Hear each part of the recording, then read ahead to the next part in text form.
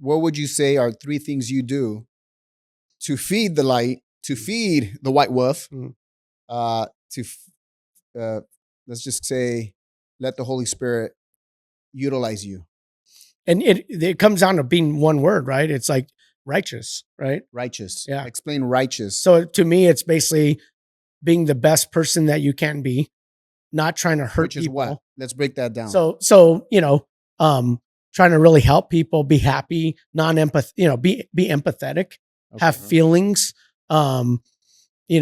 care about everything that's going on. It's a vulnerable place for a man to want to do that. Yeah. And that was such a departure for me. I was like, dude, I'm going to go and be weak. And I was like, but I what I realized is the more I felt and the more that I could convey and, speak about and communicate and do all these things, the actual more inner strength I had, and that was like a turning point for me. I was like, damn, I had all this exterior confidence with zero interior confidence. Now that my interior confidence is built up, I don't see the wall in front of me, so I was like a beautiful flower in a cage. And what I needed to do was break out, and it was a cement cage, right? So once I started breaking down that cement wall, and then I could actually see that flower, and I was like, holy shit, there's something there. Yeah. And that's the true, just practicing gratitude, right? Mm-hmm. Being grateful for everything, even the bad stuff. I'm like, oh, thank you. So that would be number 2, gratitude. Gratitude. And just being grateful. There's so many people that just take everything for granted and they're not grateful about everything. There's an exercise that one of my mentors does. He says, think of all the things you're grateful for. Mm-hmm. Now think of something negative. Mm-hmm. So if you're watching this, think of all the things you're grateful for. Maybe being alive, maybe your kids, and try to think of something negative. Mm-hmm. You can't. It's kind of hard. Yeah, no, you can't. That's my hack for anxiety. Like when I'm on the plane, if I say beautiful or I say wonderful or really nice words, I can't have anxiety and say those words at the same time. It's like it doesn't work because the negativity is trying to shift your mind into this dark place. Yeah. And that's where the awareness comes in, because there's a lot of people that have anxiety. They're not aware that it's their, however you want to call it, their mind, their disempowering conversations, their thoughts. They're being created. And if you're not aware of it, there you go. It takes you down that choo-choo train. Mm-hmm. And you've been able to do a stop with it. And it's a challenge. You're not entitled to have positive thoughts. But you start inventing them with gratitude. Yeah. So that would be your second. Gratitude. And then just a mindset shift, right? So it's a mindset shift, meaning it's like therapy. I've been through a lot of therapy. People are like, oh, you're weak, you go to therapists or whatever. I mean, just at the end of the day, it's like they give me the tools to figure things out, right? But most importantly, it's like life therapy. Mm-hmm. It's not supposed to change the way you feel. That's where a lot of people mistake, that. It's like, oh, it's going to change the way you feel. It's not. Therapy and all this work changes the way you feel about the way you feel. There's nothing to change your reaction. It's changing your reaction to the reaction. And once I learned how to do that, life got pretty easy. And right? During all this time, you still have the business. Still have the business, doing business, ups and down, the economy, this and that, family life, blah, blah, blah. It's, it's life, Mm-hmm. And if I didn't go through all of those things and find those steps and those epiphanies and all that stuff along the way, I wouldn't be here today. I'd be dead for sure. For sure. I was just speaking at an event and they said, hey, you know what? You're lucky. One thing that you actually succeeded at. I was like, oh, okay, cool. What is that? You didn't kill yourself. I was like, holy shit, you're right. Yeah. You know what I mean? Congratulations, you're alive. Because there's people that their ticket expired. They didn't wake up. Well, but it's not their ticket. It's they're overwhelmed with the negativity. They're on substances. They're doing different things. There's different gateways for the devil to get in your mind. Yeah. Right. Alcoholism. Any kind of abuse, anything like that. It could be them being molested when they're a kid, whatever. That's that devil taking control of your soul, stopping your growth, all of those things. Right. So if you could work through those things, then you could live in harmony with the world. If you can't, you're going to be fighting constantly. And as the negativity gets more control over you, they could get you to do things that you don't want to do. So it's really comes down to, it's almost like brainwashing or like controlling, right? I mean, it's scary as shit, but it's so true, right? So to me, it's kind of like, if you're watching this, make a decision. Like if you're limbo, good, bad, whatever, you're going to have a very, very tough life. Like you either have to want to be good or not, right? Yeah. And that's it. You got to pick that path, pick that poison. Decide what side of the fence you want to get off on. If not, you're gonna feel stuck. Yeah, and you're in limbo, right? The worst spot is to be in limbo. But most importantly, remember the wolf pack.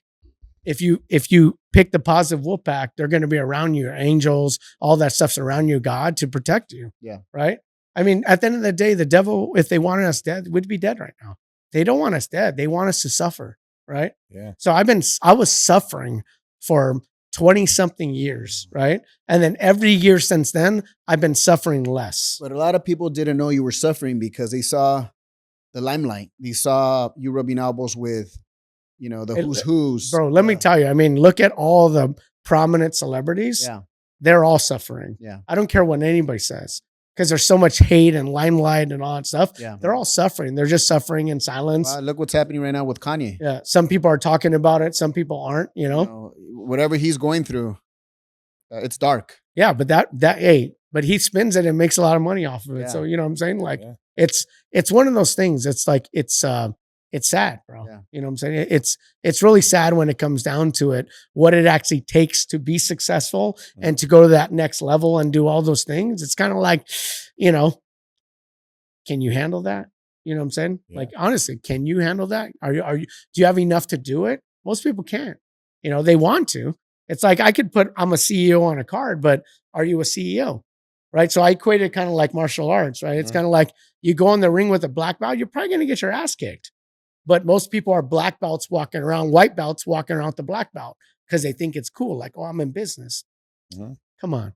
Like you jump in the ring with some real big sharks, bro, you're going to get eaten up, But I realized that too, a lot of people that were even like on Shark Tank and stuff, like when Shark Tank first came out, it was called Dragon's Den and it was in the UK. They actually asked me to be on the show, to audition for the show and stuff like that. But I was on another show already called Secret Millionaire. So I couldn't do the show, but I mean, not saying they would have picked me, right? Yeah. I don't have their kind of money either, but I could have got investors to back me and I could have invested in all those businesses, right? But I know a lot of people, they come to me when they're on the show or going to be on the show or after the show and they show me the contract. I'm like, you know what? It's a really bad contract.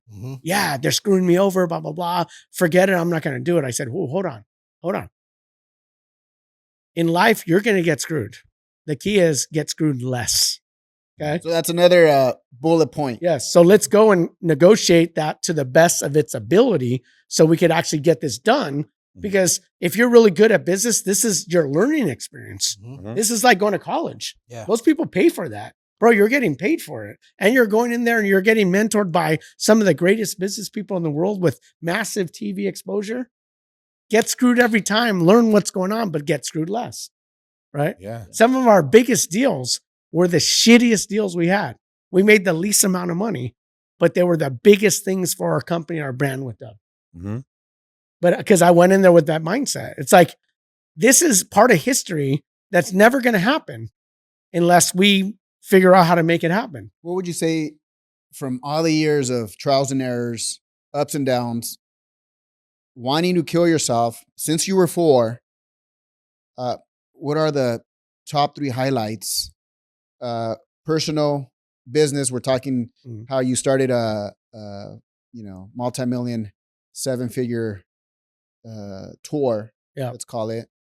And what would you say are the top 3 highlights that you're proud of, that you're grateful for?